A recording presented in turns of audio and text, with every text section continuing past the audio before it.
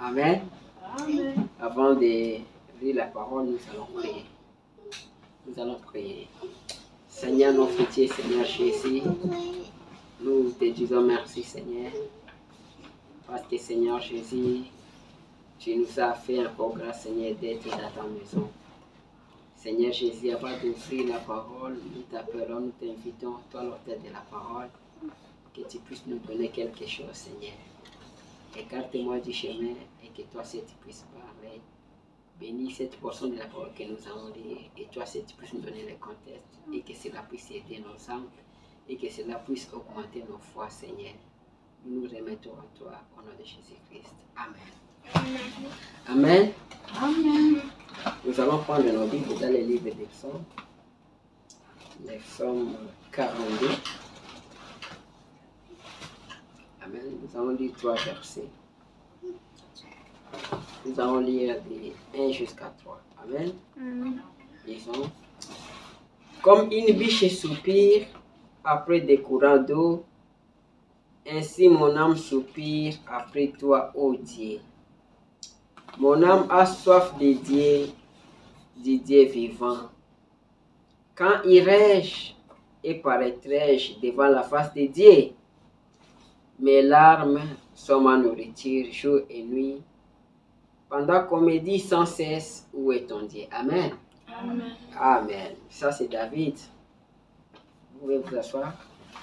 Ça c'est David qui dit, comme une biche soupire après des courants d'eau, ainsi mon âme soupire après toi, ô Dieu.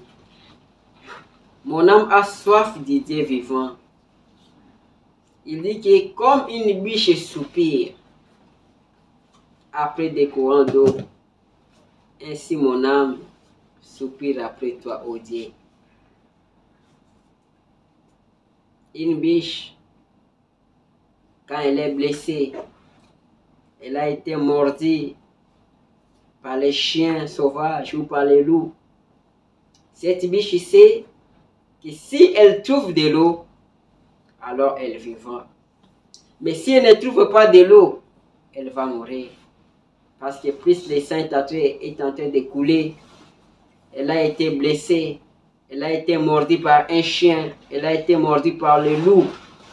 Alors, l'espoir de la biche repose seulement en trouvant une rivière. Si elle trouve une rivière, alors elle vivra. C'est pourquoi ici David dit, comme une biche soupire après des courants d'eau, ainsi mon âme soupire après toi, ô Dieu. Mon âme a soif de Dieu vivant. Il dit, mon âme a soif de Dieu. Mon âme a soif de Dieu vivant. Mon âme a soif pas de quelque chose d'historique. Mon âme n'a pas soif d'un homme, d'un président de la République. Mais mon âme a soif de Dieu vivant. Mon âme a soif de Dieu réel. Il dit que non, que mon âme a soif de Dieu vivant. Quand irai-je et paraîtrai-je devant la face de Dieu? Mes larmes sont ma nourriture jour et nuit. Pendant qu'on me dit sans cesse, où est ton Dieu? Il dit, mon âme, mes larmes sont ma nourriture jour et nuit. Pendant qu'on me dit sans cesse, où est ton Dieu? Amen. Alors nous allons lire dans la prédication du frère Branham, la prédication intitulée La soif. Écoutez, au paragraphe 11, frère Branham dit, je pense que David, pendant qu'il écrivait ces psaumes, les psaumes que nous venons de lire, les psaumes 42, il dit, je pense que David, pendant qu'il écrivait ces psaumes, devait être en détresse. Il dit, moi je pense que quand David écrivait ces psaumes, il était en détresse. Il était dans des situations difficiles. C'est pourquoi il a dit que non, que mon âme a soif de Dieu. Comme une biche soupire après des courants d'eau, ainsi mon âme soupire après toi, ô Dieu. Il dit que David était en détresse. Il était dans des situations difficiles. Écoutez, frère Branham dit, et généralement, il faut une situation de détresse pour manifester ce qu'il y a de meilleur dans un homme. Amen. Il dit généralement, il faut une situation de détresse pour manifester ce qu'il y a de meilleur dans un homme. Amen. Quand vous êtes dans la détresse, quand vous êtes dans une situation de détresse, c'est à ce moment-là que vous manifestez ce qui est de meilleur en vous. Amen. Il continue, il dit, dans des moments où on en vient à gêner, souvent pour pouvoir nous mettre hors du chemin. Je pense que David, quand il s'est retrouvé dans des situations-là, se mettait alors à penser à l'Éternel, il se mettait à réfléchir. Amen. Il dit que, nous, que quand nous sommes dans des situations de détresse, dans des situations difficiles, c'est à ce moment-là que nous manifestons, que nous exprimons ce qui est de meilleur à nous. Et quand nous sommes dans des situations comme ça, nous pensons au Seigneur. Nous nous remettons à Dieu. Amen. Au paragraphe 12, frère Branham dit, bien des fois, Dieu nous met dans des situations difficiles où nous sommes obligés de regarder en haut. Amen. Il dit, bien des fois, Dieu nous met dans des situations difficiles où nous sommes obligés de regarder en haut. Ça me fait du bien. C'est comme ce que nous avons parlé le dimanche passé, que Dieu est l'auteur de mon bonheur et la source de mon bonheur, ou aussi la source de mes malheurs. Ici, Frère Branham me dit que Dieu nous met dans des situations difficiles où nous sommes obligés de regarder en haut. C'est Dieu qui nous met dans des situations comme ça. Il nous met comme ça, pourquoi? Pour que nous puissions regarder vers lui, pour que nous puissions crier vers lui. Amen. Frère Branham continue, dit, des fois, il faut même se retrouver couché sur son dos dans un hôpital ou alité quelque part pour pouvoir regarder en haut, voir d'où viennent les grandes bénédictions de Dieu. Amen. Il dit, des fois, nous sommes alités, des fois, nous avons des situations difficiles. Cela nous pousse à regarder en haut pour voir d'où nous viendra les secours, d'où nous viendra les bénédictions de Dieu. Amen. Alors aujourd'hui, nous allons parler de la soif. Nous allons essayer de parler de la soif. Parce que David a dit que comme une biche soupire, ainsi mon âme soupire, mon âme a soif de Dieu. Il dit, mon âme a soif de Dieu, du Dieu vivant. Aujourd'hui, nous allons essayer un peu de parler de la soif. Amen. Alors, le mot soif, dans le dictionnaire Webster, le mot soif signifie un désir pénible. Un désir pénible. La soif, c'est un désir pénible. Amen. Quelque chose que vous désirez tellement. Et c'est la cause de la peine. C'est-à-dire, quand vous avez la soif, c'est un désir pénible. Vous désirez quelque chose. Et c'est la cause de la peine. Amen. C'est ça la soif. C'est un désir pénible. Vous désirez quelque chose. Vous désirez vraiment la chose. Et c'est la cause, vous cause de la peine. Si vous ne trouvez pas la chose là. Amen. Si par exemple, quand on a la soif d'eau, on a besoin de boire de l'eau. Si vous avez la soif d'eau, si vous ne buvez pas, vous allez mourir parce que ça vous fait de la peine. Vous avez besoin de l'eau. Amen. C'est ça la soif. Un désir pénible. Amen.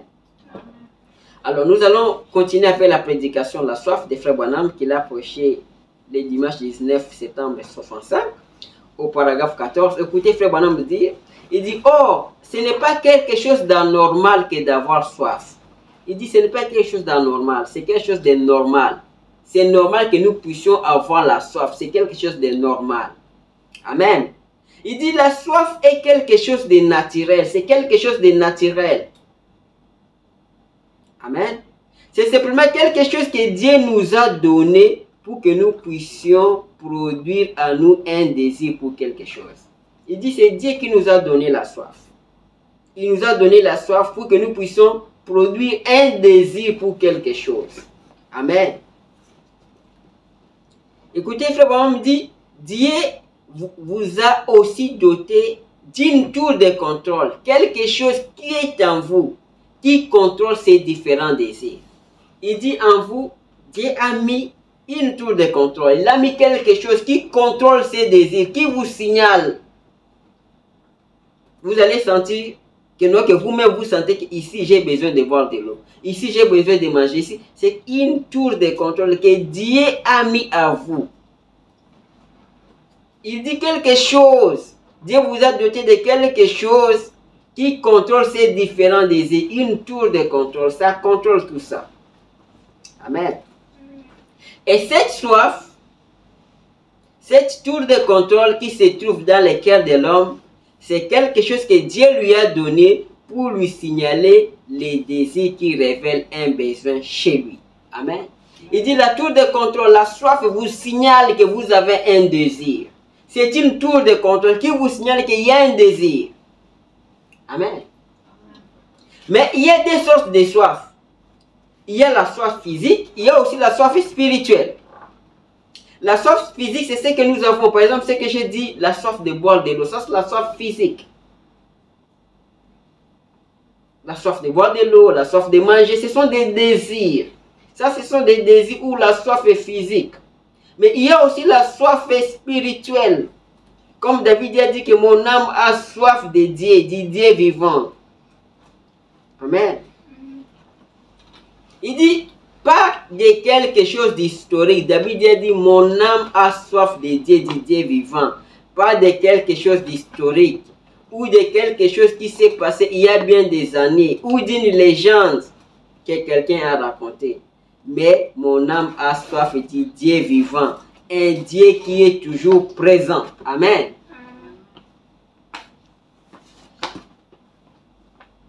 Il dit que mon âme a soif de Dieu qui est toujours présent. Et c'est ce Dieu-là que son âme avait soif, pas de quelque chose d'historique. C'est-à-dire que l'âme de David avait soif de Dieu, du Dieu vivant, pas de choses d'historique. Et chacun de nous, nous avons aussi soif de Dieu. Nous avons la soif physique et nous avons aussi la soif spirituelle. Amen. Au paragraphe 16, écoutez, frère Branham, il dit, donc, nous voyons que Dieu vous dote de cette tour de contrôle pour vous donner les choses dont vous avez besoin. Amen. Il dit, Dieu vous dote de cette tour de contrôle pour vous donner des choses que vous avez besoin. Amen. C'est que la soif, c'est quelque chose d'important. Parce que c'est avec la soif manifeste les désirs. Et quand vous avez les désirs là, Dieu vous donne ce que vous avez besoin. Amen. Il dit, frère, me dit, la tour de contrôle qui est en vous, c'est ce qui vous dirige. Cette tour de contrôle qui est en vous, c'est ce qui vous dirige. Et cette soif passe par ces tours de contrôle. Et celle-ci vous indique ce dont vous avez besoin. Amen. Ça vous indique, la soif vous indique ce que vous avez besoin. Par exemple, la soif de boire de l'eau. Ou la soif de prier. Que ce soit du côté physique ou du côté spirituel, ça vous indique. Amen.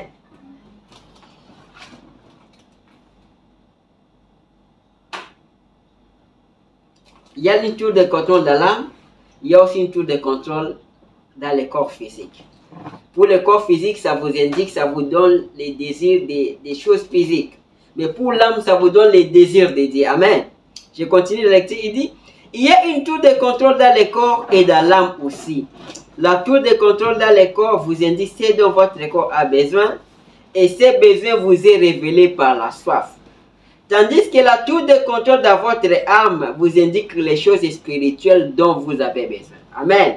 Quelque chose dans votre esprit et c'est par ceci que vous pouvez savoir quelle source de vie vous contrôle. Amen. Il dit que dans l'âme, ce que votre cœur est en train de désirer, ce que votre cœur désire, la soif que vous avez, vous montre quelle sorte de vie vous contrôle. Continue, il dit, quand vous pouvez discerner quels sont vos désirs, alors vous pouvez savoir ce qu'il y a en vous qui crée ces désirs que vous éprouvez. Amen. Il dit par exemple, si vous avez le désir de lire toujours la Bible, si vous avez toujours le désir de prier, c'est-à-dire, il y a quelque chose de Dieu qui est en vous. Mais si vos désirs sont tournés à quelque chose autre, c'est-à-dire là, vous pouvez comprendre quelle sorte d'esprit est en vous. Amen. Voyez-vous, il y a une certaine chose dont vous avez soif. Et c'est par la nature de cette soif que vous pouvez savoir quel désir se trouve dans votre âme. Amen. Il dit c'est par la nature de cette soif que vous pouvez savoir quel désir se trouve dans votre âme. Amen. Par les genres de soif que vous éprouvez, j'espère que vous pouvez les comprendre. Amen. Il continue, il dit, au paragraphe 17, il dit, il y a une tour de contrôle pour l'âme, il y en a une pour le corps. Chaque tour sert d'avertisseur pour signaler les besoins de l'autre. Amen. Il dit cette tour de contrôle, cette soif-là, ça sert d'avertisseur, ça vous avertit, ça vous signale, c'est comme un signal. Amen. Il dit chacun indique les besoins qui réclame celui qui lance l'appel. Elle envoie un signal avertisseur. Il dit la soif envoie un signal avertisseur, ça vous avertit. Par exemple, ça vous dit que, non, que vous devez boire de l'eau. Vous devez boire de l'eau. Si vous ne buvez pas de l'eau, vous allez mourir. Amen. Il dit par exemple, la chair a soif de satisfaire les désirs du corps. Et l'esprit désire les choses que désire l'âme. Et souvent, le corps et l'âme luttent l'un contre l'autre. Amen. Il dit, dans l'homme, il y a la soif spirituelle, il y a aussi la soif physique.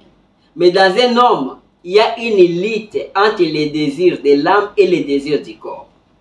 Dans votre corps. Vous luttez. Il y a les désirs du corps, il y a aussi les désirs de l'âme. C'est une guerre permanente en vous. Amen. Écoutez, paragraphe 18, il dit, nous voyons là un grand problème d'aujourd'hui. C'est que trop de gens essayent de vivre entre ces deux désirs. En effet, l'un désire les choses de la terre, alors que l'autre désire les choses du ciel. Amen. Ça dit, vous avez deux désirs. Il y a les désirs spirituels, il y a les désirs physiques. Et les deux sont en train de se battre en vous. Amen. Il dit, comme Paul l'a dit, l'a décrit dans Romains 7, 21, quand je vais faire le bien, le mal est attaché à moi. Amen. Il dit, Romains 7, 21, Paul dit, moi je vais faire le bien, mais le mal est attaché à moi. Amen. Quand vous essayez, l'avez-vous déjà expérimenté les chrétiens? Il demande la question. Vous les chrétiens, est-ce que vous avez déjà expérimenté? Vous voulez faire le bien, mais il y a le mal qui est attaché. Amen. Il dit, c'est que quand vous essayez de faire quelque chose de bien, que vous vous efforcez de faire ce qui est bien, alors vous allez trouver le diable qui est là, partout. Toi, tu essaies de faire quelque chose de bien, mais tu vois le diable, tu vois qu'il y a des blocages, il y a des empêchements. Amen. Il dit, quand vous voulez faire quelque chose de bien, vous vous efforcez de faire ce qui est bien, alors vous allez trouver le diable qui est là partout, juste pour vous déranger dans tout ce que vous faites.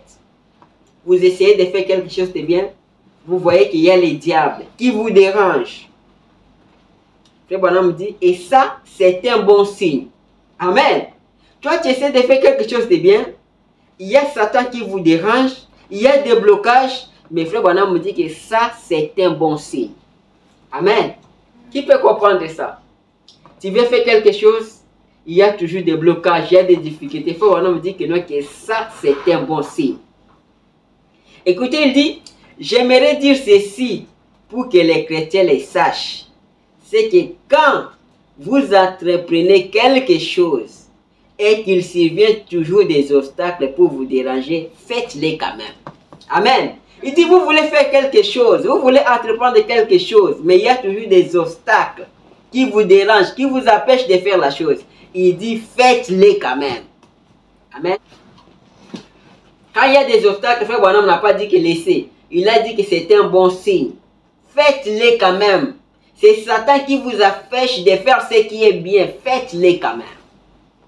Amen. C'est comme nous. On essaie de faire ceci, vous trouvez les blocages. Vous essayez de faire ceci, vous trouvez les blocages. Frère Branham me dit que faites-les quand même. C'est un bon signe, faites-les. Amen. Il dit, c'est le diable là qui cherche à vous empêcher de faire ce qui est bien. C'est le diable. Mais vous, faites-les quand même. N'abandonnez pas. Continuez, faites ça. Amen. Là, que ce soit du côté spirituel ou que ce soit du côté physique. Tu essaies de faire quelque chose, tu te retrouves bloqué, tu te retrouves que Satan t'empêche. Frère Branham me dit, n'abandonne pas, faites-les quand même. Amen. Il continue et dit, bon, souvent, je rencontre des gens qui ont tendance à être un peu nerveux. Quand ils s'aperçoivent qu'ils essaient de faire quelque chose et que les obstacles se dressent de toutes parts, ils disent, ce n'était peut-être pas la volonté du Seigneur. Amen. Ils essaient de faire quelque chose, ils voient des obstacles qui surviennent de partout. Ils disent, ce n'était pas peut-être la volonté du Seigneur.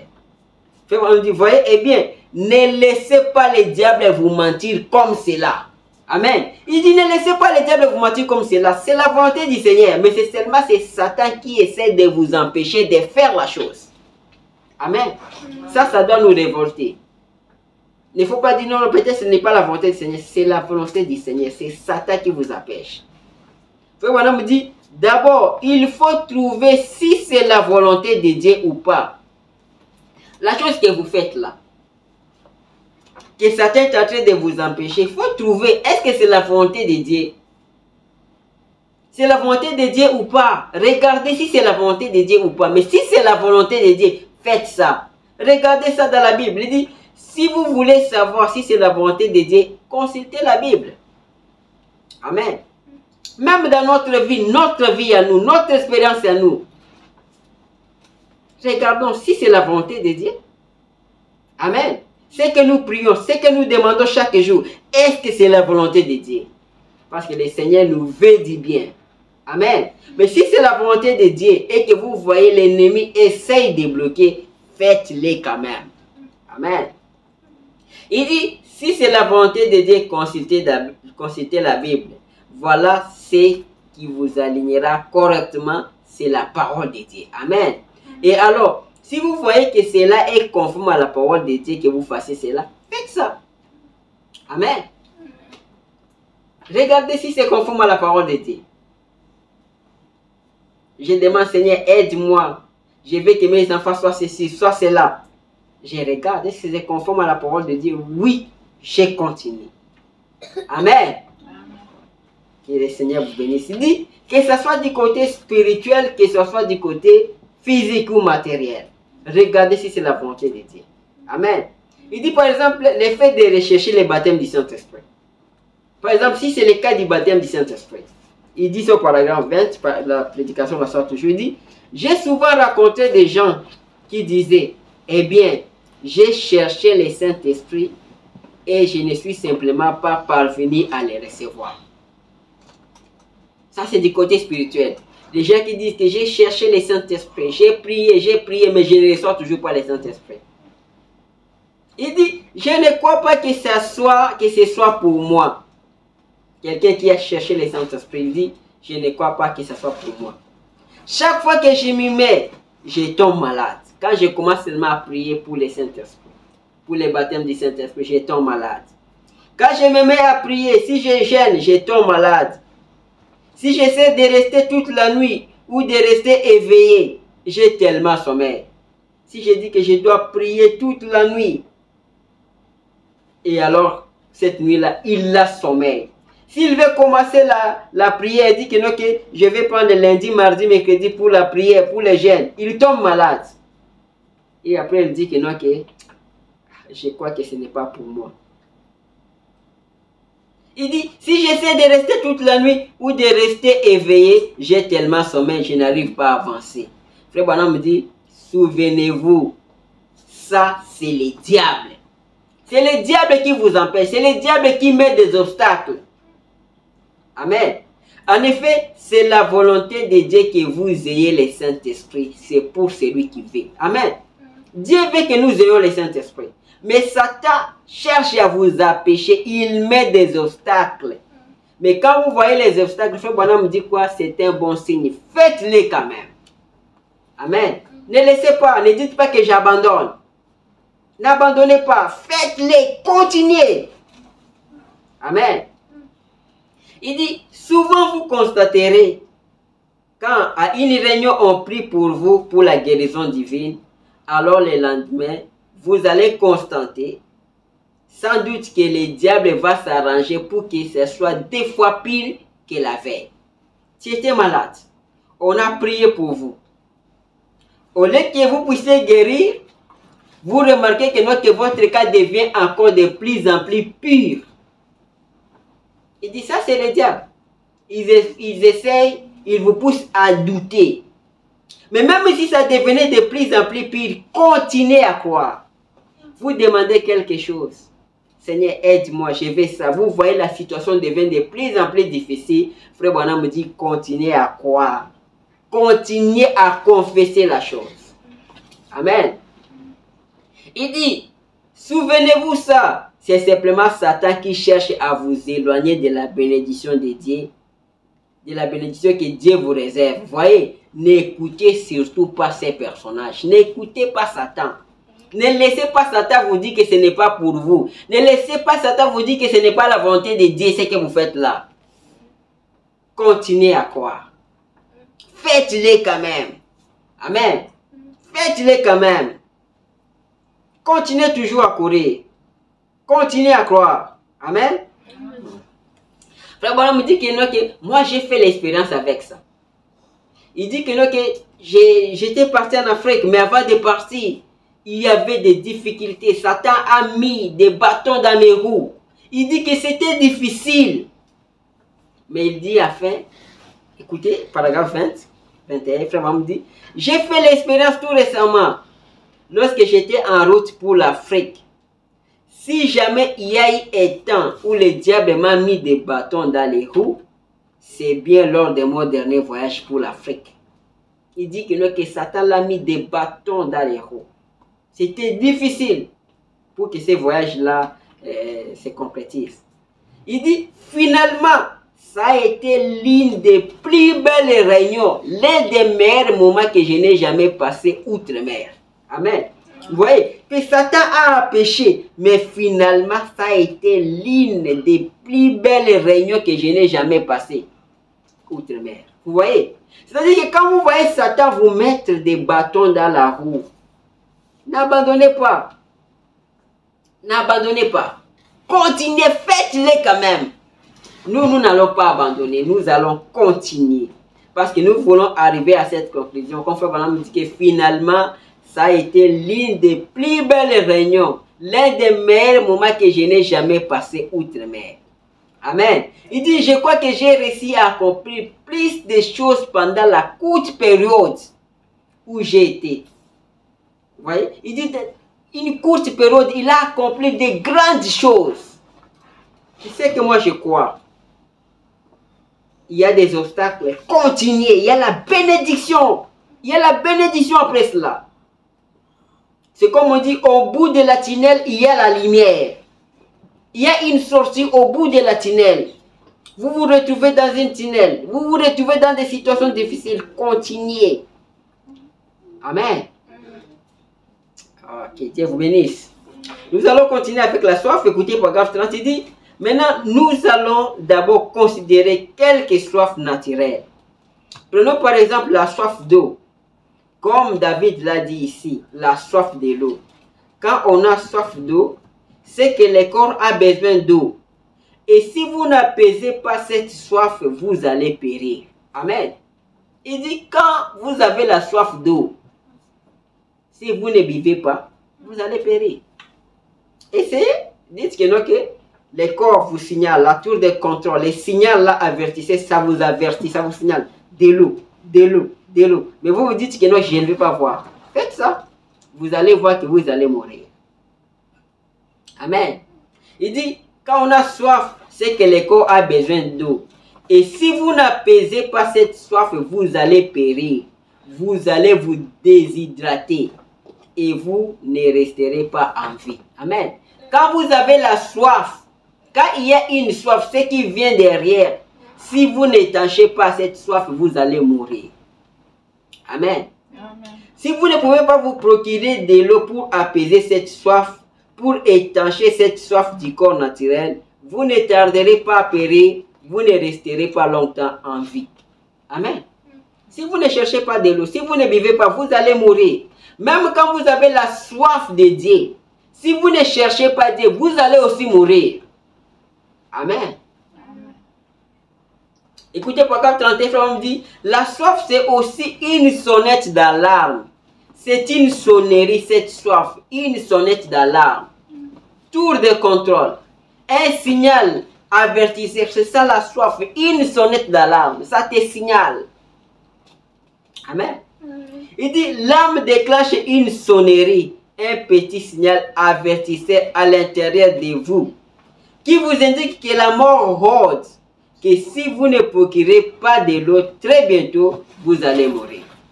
Amen. Il dit que non, que c'est un signal. La soif, c'est aussi une sonnette d'alarme.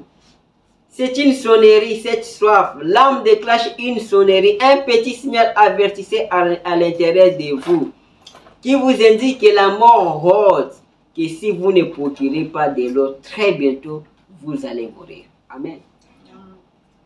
Et l'eau typifie la parole de Dieu.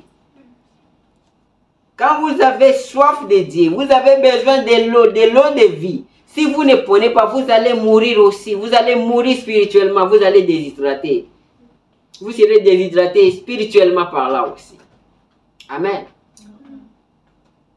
Et l'alarme devient de plus en plus forte jusqu'à ce que finalement, si vous continuez à remettre la chose à plus tard, vous mourrez.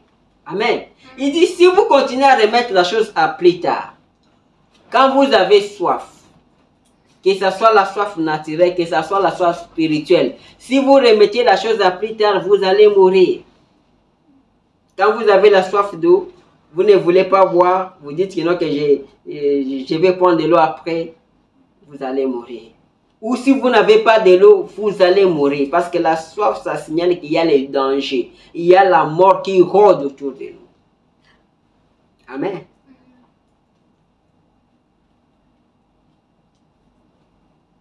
Alors, quand nous rentrons encore là où nous avons lu, il dit comme une biche soupire. Amen. Il dit que non, que la biche soupire. Il soupire pourquoi? Il soupire près d'un courant d'eau parce qu'il sait que non, que quand il a été mordu, par les loups, il a été mordu par les chiens sauvages, il sait seulement que non, que son espoir c'est dans l'eau. Il faut qu'il trouve de l'eau. Amen. S'il ne trouve pas de l'eau, la biche sait que non, que la mort, il va mourir. Amen. Écoutez, frère Wanam. Écoutez au paragraphe 36. Il dit, mais quand les chiens lâchent les flancs, il dit que non, ici maintenant il parle de la biche. La biche qui a été mordue. Il a été mordu par les chiens. Et les chiens peut-être l'arrachent un morceau. Écoutez, frère Wanam dit que non, quand les chiens lâchent les flancs, il a un gros morceau de chair du cerf dans sa gueule. Parce que la biche, c'est des cerfs aussi.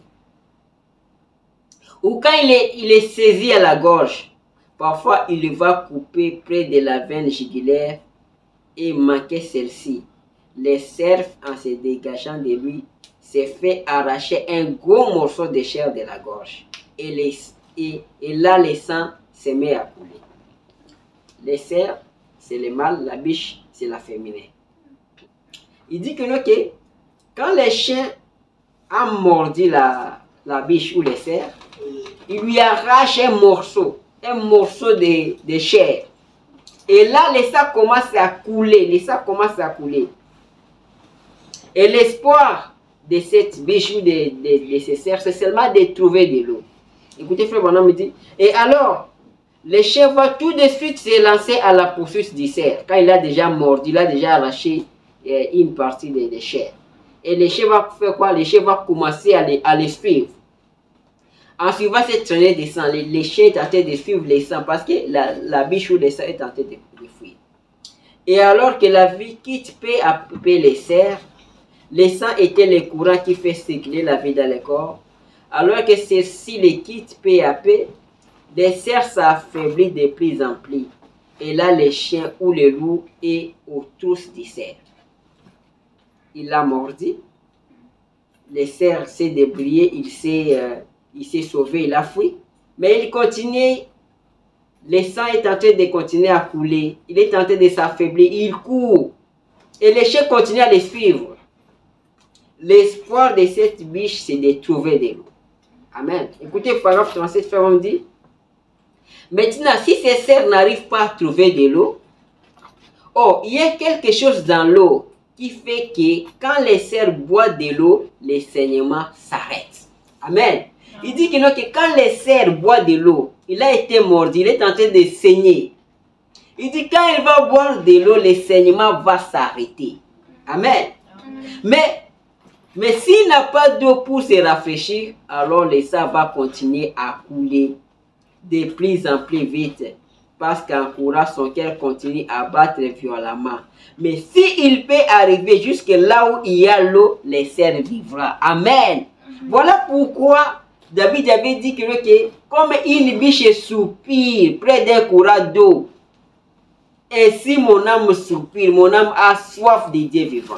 Parce que c'est une question de vie ou de mort. Si le cerf ou cette biche ne trouve pas de l'eau, il va mourir. Amen. Et nous aussi, nous avons un chien qui nous suit, qui nous a mordu, Satan. Nous sommes en train de saigner. Nous devons trouver de l'eau de la vie qui est Christ Jésus. Et si nous trouvons Christ, si nous trouvons Dieu, alors le saignement va s'arrêter. Comme David a dit, mon âme est en train de soupirer comme une biche soupire. L'espoir de la biche, c'est trouver de l'eau. Parce que quand il boira de l'eau, alors le saignement va s'arrêter. De même, nous aussi, nous devons trouver de l'eau. Nous devons trouver Christ pour que le saignement que Satan nous a mordu puisse s'arrêter. Amen. Écoutez, frère, paragraphe 38 dit, eh bien, il y a une grande leçon là, voyez-vous. Quand David disait ici, comme une biche soupire après un courant d'eau, mon âme soupire après toi, ô Dieu. Amen. Eh bien, ce cerf, il sait que s'il ne trouve pas d'eau, il est perdu. Il ne peut tout simplement pas rester vivant. Amen. Les cerfs, c'est la biche sait que s'il ne trouve pas d'eau, s'il ne trouve pas une rivière, il est perdu, il est mort. Il doit trouver la rivière. Amen. Frère Branham me dit, souvent il m'est arrivé de suivre les traces après qu'ils avaient été blessés. Parce que Frère Branham aussi était chasseur. Quand il trouve un ruisseau, il va le traverser et y boire, puis il va monter sur la colline, il va revenir, traverser, boire un peu d'eau et remonter. Il dit, quand cet animal, quand la biche ou le cerf va trouver de l'eau, il va rester tout près de la rivière. Il n'ira plus loin parce qu'il sait que sa vie dépend de la rivière. Il va monter, il va partir tout près, il va seulement continuer à tourner autour de la rivière. Amen. Il dit, vous ne les rattraperez jamais tant qu'il va suivre ces ruisseaux. Il dit, tant que cette biche sera tout près des ruisseaux, tant qu'il continue à boire, il sera fort. Vous ne les rattraperez jamais. Amen. C'est la même chose avec nous les chrétiens. Tant que nous continuerons à boire de l'eau de la vie, la parole, Satan ne peut jamais nous rattraper. Ne peut jamais nous attraper. Parce que nous buvons la parole. Nous buvons l'eau de la vie qui est la parole. Ça fait arrêter les saignements. Ça arrête les saignements. Ça nous donne la force. Ça nous donne les vitamines. Amen. Il dit, mais une fois qu'il quitte le ruisseau, alors s'il n'arrive pas à trouver un autre courant d'eau quelque part, vous ne tarderez pas à l'attraper. Amen. Il dit que si cette biche, il quitte le ruisseau, il quitte la rivière, et qu'il a été mordu, s'il quitte la rivière, vous ne tarderez pas à l'attraper. Le loup ne tardera pas à l'attraper. C'est comme nous. Si nous quittons la rivière, si nous quittons la parole, les loups, les chiens qui nous suivent, Satan va nous attraper. Nous devons rester tout près de la rivière. Nous devons rester là à la parole. Sinon, Satan va nous attraper. Amen. Vous voyez que la Bible, comme j'ai toujours dit, tous les mots qu'on met dans la Bible, ce n'est pas par hasard qu'on a mis ça là-bas. C'est une leçon. Comme on dit, laisser. C'est pourquoi il va rester tout près de l'eau pour pouvoir y aller en vitesse. Il dit qu'il va rester tout près de l'eau. Pour garder la vie, il doit rester tout près de l'eau. Amen. Nous aussi, pour garder la vie, nous devons rester tout près de l'eau. Et l'eau, c'est la parole. Amen. Tant que nous serons dans la parole, les chiens, les loups, qui est Satan, ne nous fera plus rien parce que nous buvons de l'eau, nous buvons nous buvons la parole. Amen.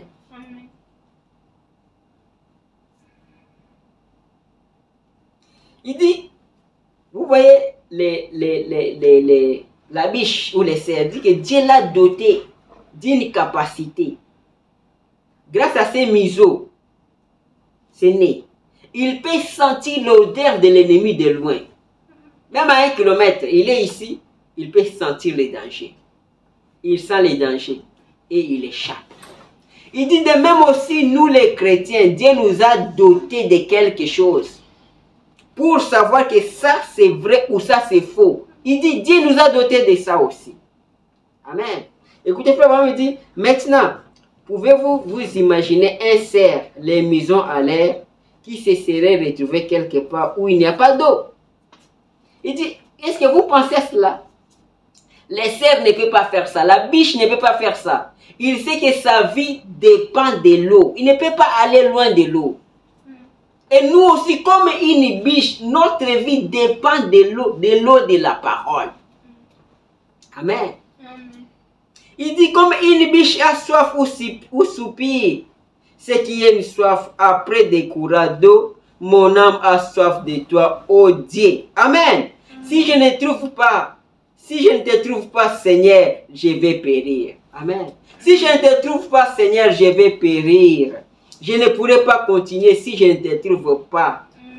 Et quand un homme ou une femme, un garçon ou une fille éprouve cette sorte de soif-là pour Dieu, il va trouver quelque chose. Amen.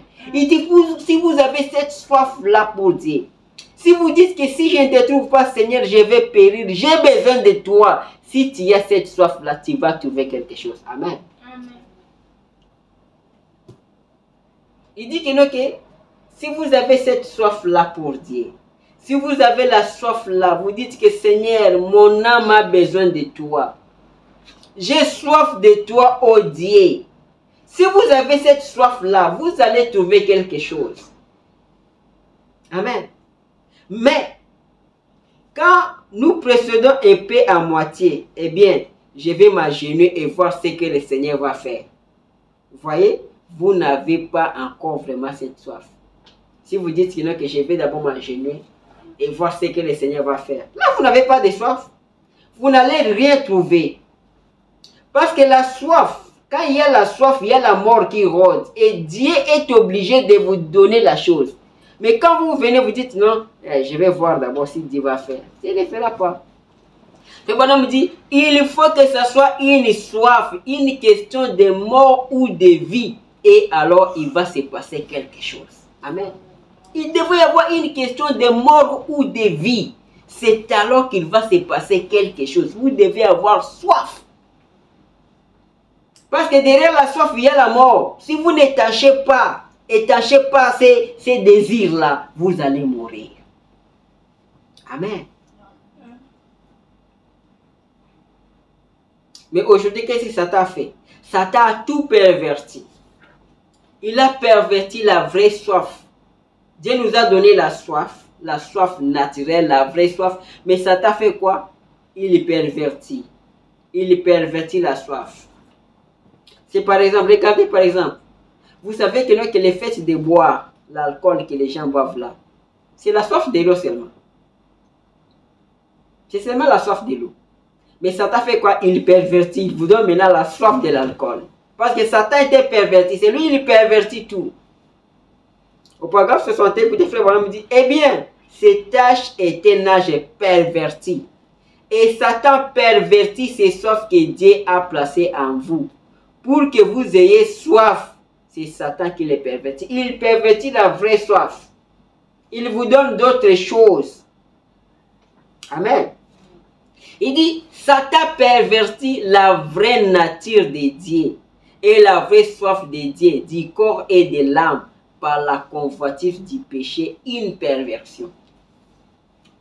Nous avons des types de soif. Il y a la soif physique et la soif spirituelle. Satan vient du côté physique, il pervertit. Il vient du côté spirituel, il pervertit. Il pervertit tout. Il est l'ennemi, il pervertit.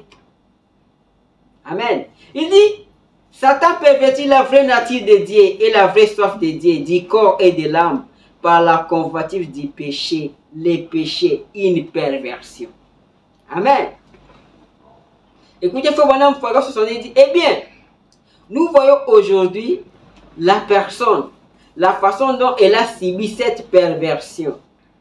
La soif de Dieu, la soif d'être belle et toutes ces soifs, celles d'eau, ils l'ont transformé, ils l'ont satisfait en buvant de l'alcool. Amen. C'est-à-dire que la soif de l'eau, comme c'est perverti, ça devient boire de l'alcool. Amen. Satan pervertit tout. Écoutez, frère, on me dit, tout le monde veut avoir de la joie, la soif d'avoir communion.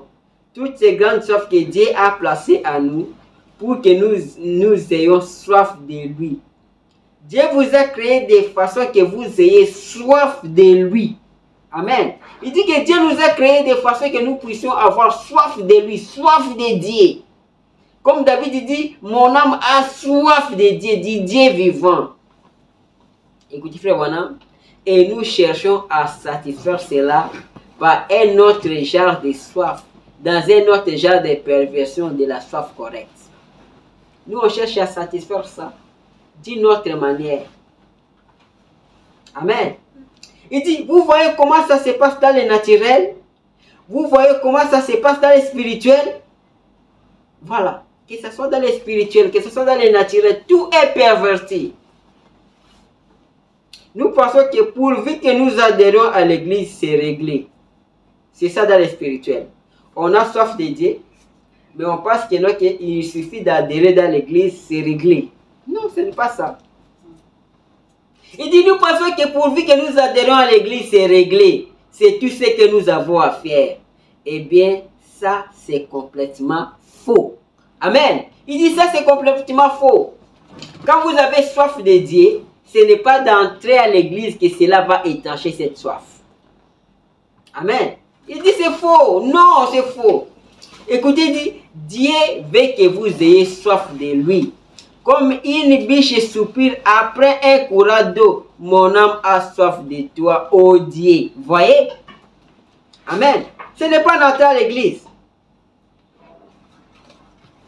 Écoutez, frère, paragraphe 68 dit, et il n'y a rien qui puisse satisfaire cette soif qui se trouve dans l'être humain, aussi longtemps que Dieu n'entre pas en lui. Amen. Il dit, rien ne peut satisfaire cette soif qui se trouve dans l'être humain. Tant que Dieu n'entrera pas en lui, rien ne peut satisfaire cette soif. Amen. Frère me dit, il doit les recevoir, sinon c'est la mort.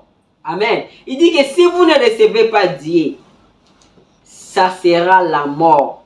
Parce que quand vous avez soif de Dieu, il faut que Dieu puisse entrer en vous. Si vous ne recevez pas Dieu, c'est la mort. Amen. Frère Branham me dit, et personne n'a le droit d'essayer d'étancher ou de satisfaire par les choses du monde cette soif, cette qui se trouve en lui. Amen. Il dit, personne n'a le droit d'essayer d'étancher ou de satisfaire par les choses du monde cette soif sainte qui se trouve en lui. Amen. Il dit non, non, non, c'est impie de faire ça. Tu ne peux jamais satisfaire la soif de Dieu par les choses du monde. Tu ne peux jamais. Si Dieu n'entre pas en toi, quand il y a la soif de Dieu, c'est la mort qui t'attend. Ne dites pas que non, que je suis entré à l'église, j'ai adhéré à l'église. Adhérer à l'église, entrer à l'église, ça ne doit pas enlever cette soif de Dieu. Ça ne peut pas étancher la soif de Dieu. Amen. Écoutez, frère, on me dit, si vous avez soif de Dieu, ne serrez pas la main au prédicateur et n'écrivez pas votre nom dans un registre. Amen. Il dit, si vous avez soif de Dieu, ne serrez pas la main au prédicateur ou n'écrivez pas votre nom dans les registres de l'église. Cela ne doit pas étancher la soif. Amen. Il dit, si vous avez soif de Dieu, il n'est qu'une chose qui puisse satisfaire cette soif, c'est de rencontrer Dieu. Amen. Il dit, il y a une seule chose qui peut étancher cette soif, c'est seulement de rencontrer Dieu. Vous devez rencontrer Dieu. Amen. Si vous avez soif de Dieu, il faut faire. Et puis, il y a aussi un grand danger si vous ne faites pas attention à ce que vous faites à ce moment-là. Si vous avez soif de Dieu, si vous ne rencontrez pas Dieu, il y a un danger. Ce danger-là, c'est quoi? C'est la mort. Parce que derrière la soif, il y a toujours la mort. Ce n'est pas en serrant les mains du prédicateur, ce n'est pas en adhérant à l'église qu'on doit étancher la soif de Dieu. Pour étancher la soif de Dieu, vous devez rencontrer Dieu. Amen. Amen.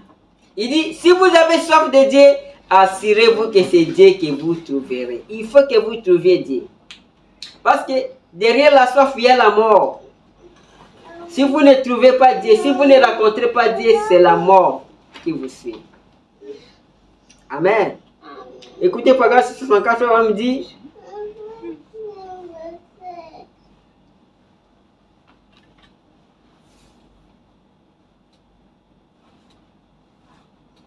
écoutez, frère, me dit ici, il dit, ce qui fait qu'un homme s'enivre, c'est parce qu'il est inquiet et tiraillé.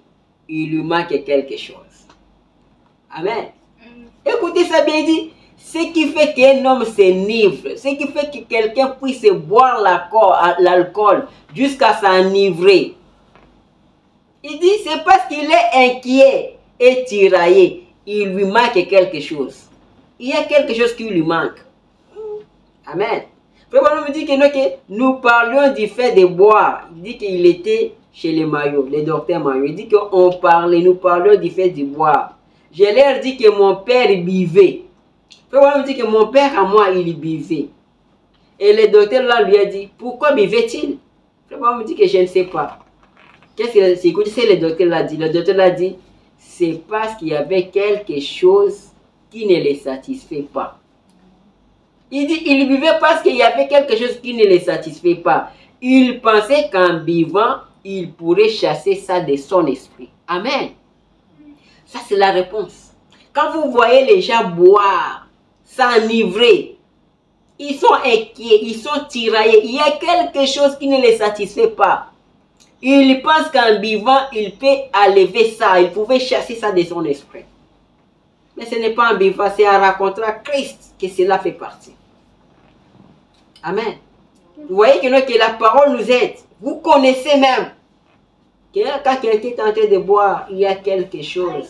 Il est inquiet, il est tiraillé. Il n'est pas satisfait de quelque chose. Il a quelque chose qui lui dérange. Il pense qu'en buvant, il peut chasser ça de son esprit. Mais lui-même, si tu lui dis ça, il ne doit pas accepter. Il dira que non, non, je n'ai rien, je n'ai pas de problème. Mais la réponse est ça dans la parole. Amen. Au paragraphe 65, écoutez, frère, me dit, j'ai compris tout de suite, voyez-vous. En réalité, c'était Dieu, le seul qui puisse satisfaire cette soif-là. Amen. C'est seulement Dieu qui peut satisfaire la soif-là que vous avez. La soif-là qui vous amène, qui vous pousse à boire, qui vous pousse à commettre l'adultère, qui vous pousse à faire de mauvaises choses. Il dit seulement Dieu qui peut satisfaire ça. Amen. Le seul qui peut satisfaire cette soif humaine, c'est Dieu. C'est Dieu lui-même quand on accepte Dieu. Amen. Quand on accepte Dieu, Dieu peut satisfaire cette soif-là qui est à nous. Amen. Il dit, or, Satan s'empare de ces choses, comme je le disais, il les pervertit. Satan pervertit tout.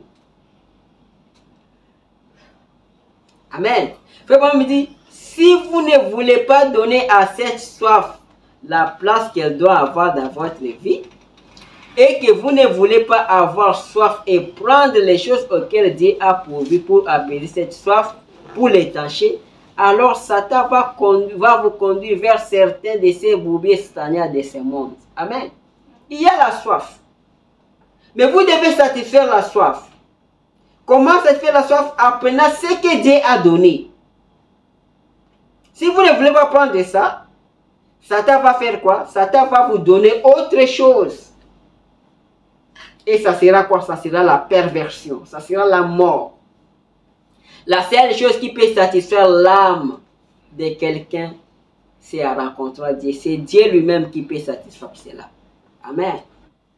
Frère Branham me dit, paragraphe 66, Frère Branham me dit, il dit, vous devez trouver cela quelque part.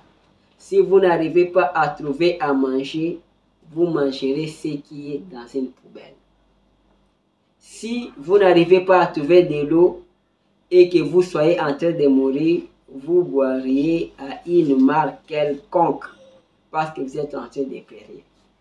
C'est comme ce que je viens de dire aussi. Si vous n'arrivez pas à satisfaire votre soif, apprenant ce que Dieu a donné, Satan va vous donner quelque chose. Et si vous n'avez pas à manger, si vous n'arrivez pas à manger, vous allez manger à la poubelle. Si vous manquez la nourriture, vous allez ramasser la nourriture à la poubelle. Vous avez besoin de manger. Vous avez soif, parce que derrière ça, il y a la mort. Il faut que ça soit étanché. Il n'y a pas la nourriture. Vous allez ramasser les pains à la poubelle.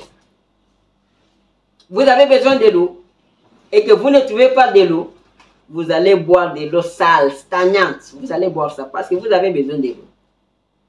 Parce que sinon, vous allez périr.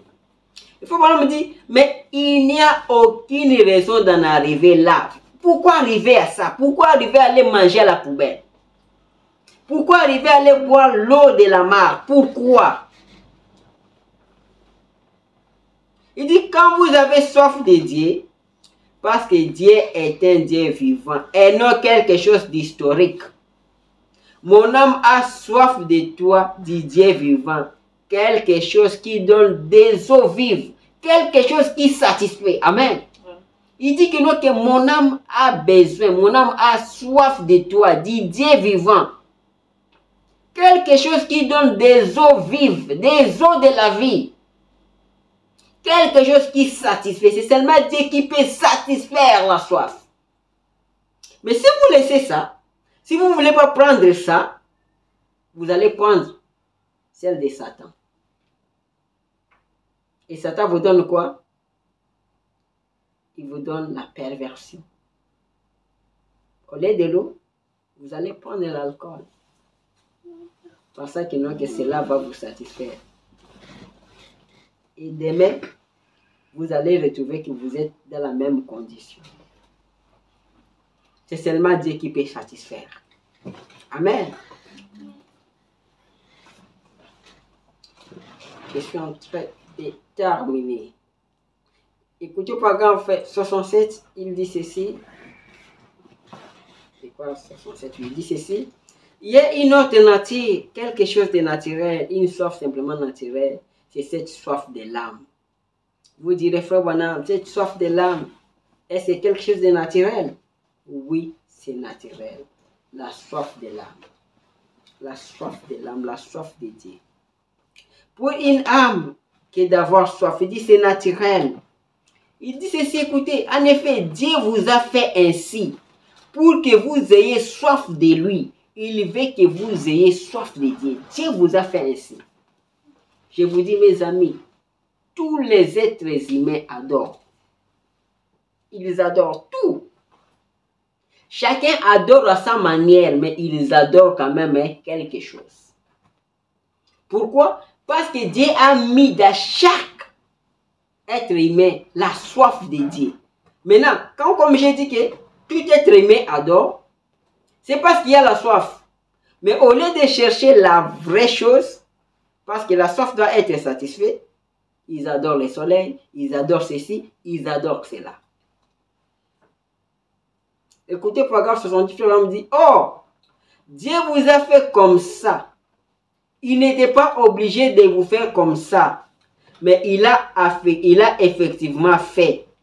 Et s'il ne vous avait pas fait comme ça, de façon que vous ayez soif, vous aurez une excuse à la barre de jugement en disant, je n'ai jamais eu soif de Dieu. Amen.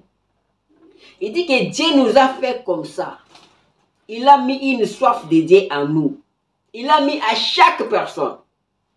Il dit, s'il n'avait pas mis ça, au jour du jugement, tu diras que non, que moi je n'ai jamais eu soif de Dieu. Tu auras une excuse. Mais il a mis à chaque homme, à chaque être vivant, à chaque personne, chaque homme, chaque femme, que tu sois blanc, que tu sois noir, Dieu a mis la soif de Dieu en toi. Maintenant, c'est à toi de trouver le vrai Dieu pour satisfaire cette soif. Parce que si toi tu ne satisfais pas à chercher Dieu, Satan viendra. Il va te donner autre chose. Amen. Il dit, mais vous n'avez aucune excuse. Vous l'avez. Vous avez la soif de Dieu. Dieu a mis ça à vous. Il dit, vous allez quelque peu la satisfaire. Vous allez peut-être la satisfaire sur votre épouse. Vous voyez, la soif de Dieu. Chacun cherche à satisfaire de sa manière. Peut-être sur votre épouse. Il dit, vous allez peut-être la satisfaire sur votre voiture. Vous allez peut-être la satisfaire sur autre chose. Vous irez peut-être à l'église pour essayer de la satisfaire. Il dit, je n'ai rien contre le fait d'aller à l'église. Mais ce n'est pas cela la satisfaction. Il s'agit de trouver Dieu, le Dieu vivant, le Dieu du ciel, dans votre âme, qui satisfait ses désirs profonds et cette soif. C'est après quoi vous soupirez. Amen. Il dit, il s'agit de trouver Dieu, le Dieu vivant, le Dieu du ciel dans votre âme. Et c'est ce Dieu-là qui va satisfaire ces désirs profonds, cette soif que vous avez. C'est alors que vous allez soupirer.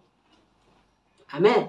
Bon, en effet, il vous a fait de façon que vous ayez soif de lui, que vous soyez en communion avec lui. Amen. C'est comme ça que Dieu nous a fait. Dieu nous a fait que nous ayons soif de lui. Derrière la soif, il y a la mort. La soif vous signale qu'il y a la mort qui guette, il y a la mort qui rôde. Si vous ne satisfaites pas ça, vous allez mourir.